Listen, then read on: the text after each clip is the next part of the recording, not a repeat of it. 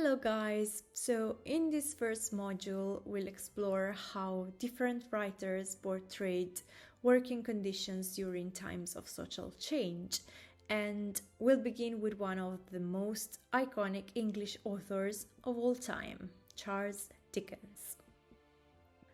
He is one of the best-selling authors in history. He was a celebrity and his stories were loved by everyone, rich, poor, young, old, because he created unforgettable characters. His works have been adapted into movies, musicals, TV shows, and comics, and probably you already know some of his characters, like Scrooge from A Christmas Carol. And we should read Dickens because he was more than just a novelist. He was a voice. He used fiction to tell the truth about society, to talk about injustice, inequality, and the people that society often ignores. And Dickens lived in the 19th century during the Victorian Age, but many of the problems he wrote about, poverty, child labor, exploitation, still exist today. These topics might not sound very exciting, but Dickens used humor to make people think, and these novels were fun to read even when they talked about serious stuff. And that's the magic of a great writer, to be funny and to be seductive, even about serious things.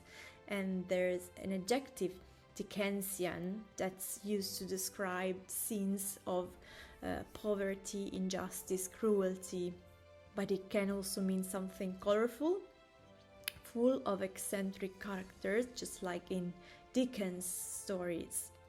Charles Dickens was born in Portsmouth in 1812. He had an unhappy childhood. He was forced to leave school because his family couldn't afford school fees. So when he was 12, he was sent to work in London at a blacking factory, a place where polish was made to give a dark sheen to metal surfaces, and he hated it. He was just a child. He had to repeat the same task over and over every single day, and the blacking factory is described in the novel David Copperfield. His father was arrested for debt, and the whole family, except for Charles, moved into Marshalsea Prison, one of the most miserable places in London, and he often visited his father and family in prison. So I'm telling you that one of the most famous writers in the world only studied for a few years, because Dickens didn't receive a higher education. So how did he manage to write so well? He was self-educated. He loved reading novels and he had an extraordinary memory. He learned to write by reading, by observing society, and by writing constantly. His university was the streets of London, and his teachers were the people he met every day. And after the end of this terrible period with his father in prison, he began to work in the office of a lawyer, but he hated the law and began to study stenography.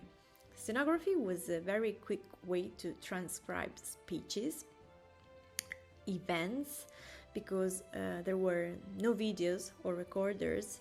And thanks to this skill, Dickens became a parliamentary reporter, attending debates in the House of Commons and writing accurate accounts of them. And journalism opened several doors to him. His first published work was Sketches by Boz. Boz was Dickens' nickname, and it was a collection of articles and tales about London's people. But the turning point came when two very important publishers in London proposed him to write the Pickwick Circle. The original title was The Posthumous Papers of the Pickwick Club. The story is about Mr. Samuel Pickwick and the members of this Pickwick Club as they travel around England and their adventures are comic, satirical, and often absurd, but through them Dickens also comments on English society, and it was published in episodes in 20 issues between 1836 and 1837. These episodes were called installments, and what Dickens did was to turn novels into series, and each episode ended with a cliffhanger, just like today's TV shows. The effect was that the first issue of the Pickwick Papers sold 400 copies, and the last one 40,000. And in Italy, this publishing technique was used by Verga and was called romanzo d'appendice, and in France was used by Balzac, Hugo, and Dumas, the author of the Three Musketeers. After the success of Sketches by Boz and the Pickwick Papers, Dickens became a full-time novelist, writing a lot while he was still working as a journalist.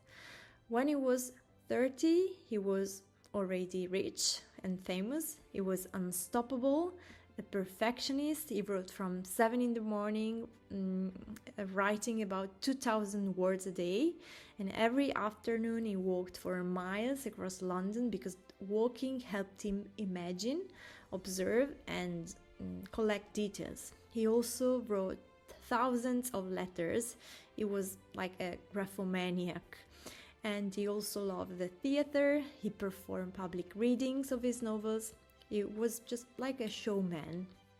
He traveled a lot. He visited Italy, from Genoa to Venice to Naples, and he was fascinated by our culture. He was married to Catherine Hogarth, and they had 10 children, but the marriage wasn't happy and they separated. Dickens kept writing and performing until the very end. In 1870, at the age of 58, he died suddenly after a stroke and is buried in Poets' Corner at Westminster Abbey in London, alongside some of the greatest writers in English literature. Here's a list of Dickens novels. You can pause the video to check on them. Now let's take a closer look at Dickens' characters. During the 19th century, half of the funerals in London were of children under 10.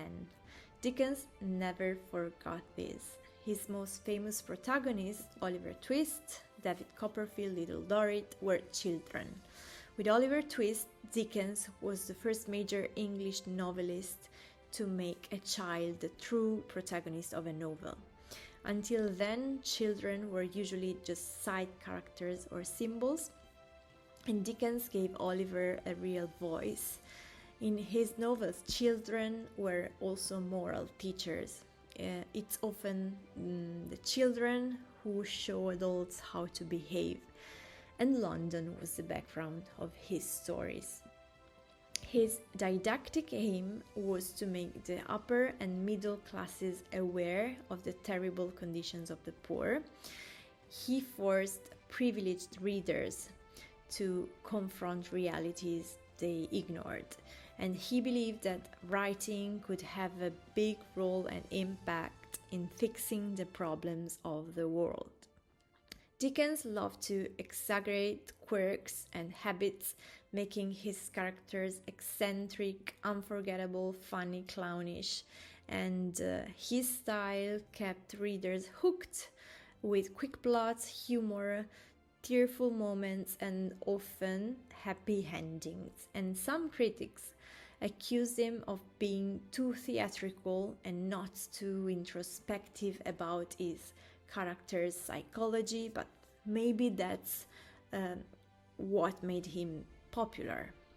And Dickens was a man full of passion but also full of anger, and he couldn't stand injustices, so his novels denounced the evils of an industrializing society, the working conditions in factories, child labor and exploitation, social snobbery, the inefficiency of the government and life in the workhouses. Workhouses were institutions created to provide shelter and work for the poor, but in reality, they were terrible places similar to prisons where families were separated, food was scarce, and the work was exhausting. And Dickens described them in Oliver Twist, showing how society often punished poverty instead of helping it. So that's it for today. In our next lesson, we'll read some extracts from Dickens' works, and I hope you'll see for yourself just how brilliant and powerful Dickens really was.